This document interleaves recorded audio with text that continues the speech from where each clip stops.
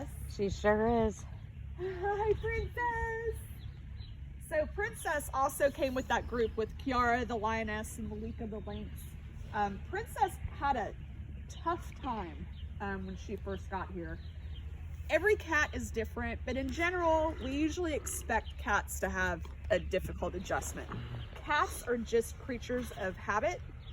They get very used to their environment. They do not travel well. They do not move well. If you have cats, you know that. Same with these guys.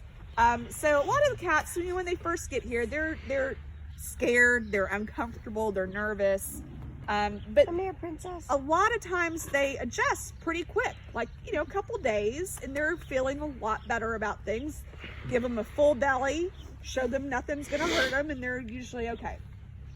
Princess, however, when we first got her into her enclosure, she seemed fine. She was exploring. She was a little nervous, but she was, checking everything out. And then you hear that noise. That's our tractor. That's actually how we feed. We take food in the bucket and we raise the bucket up and push it over the top. Because you're talking about pieces of meat that can weigh hundreds of pounds. We came around to feed the new cats that came in. That tractor scared her to death. Oh. And we didn't even think anything of it because we knew where she came from, and it was a fair-sized facility, and we're like, surely they use work vehicles, but for whatever reason, it absolutely terrified her, and she was traumatized. She would not come out of her lockdown, so we had to completely enclose her lockdown. We had to put tarps up around it so she couldn't see anything. And anytime any kind of vehicle drove through, she'd absolutely lose her mind. She wanted to kill our executive director for like 2 years because she had been the one driving the tractor. It was really difficult for her, but we, not our executive director, but everybody else, spent a lot of time with her, giving her lots of treats, lots of love, showing her that everything's okay. We started, taking down tarps and eventually she really came around. She still doesn't love the vehicles. She still kind of is like, I don't like it. She hates having her enclosure mode. It was not a fun time for her, but she recovers. She's fine.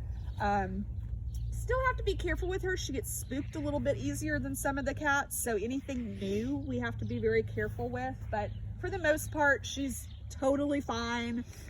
She's totally recovered, and she's one of the friendliest and sweetest girls. I mean, she's just a pleasure to be around. You're filthy though. Each one is more gorgeous when you look at their faces. Like each one just has like their little it's just so fascinating. They're all so different. They are.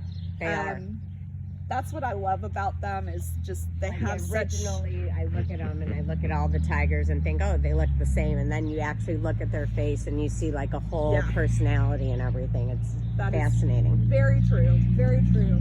Yeah, they are definitely unique individuals, and they all have their own like little quirks and personalities, and some are super calm and some are super wound up all the time like Funchy. They're totally different. They all have their favorites in people.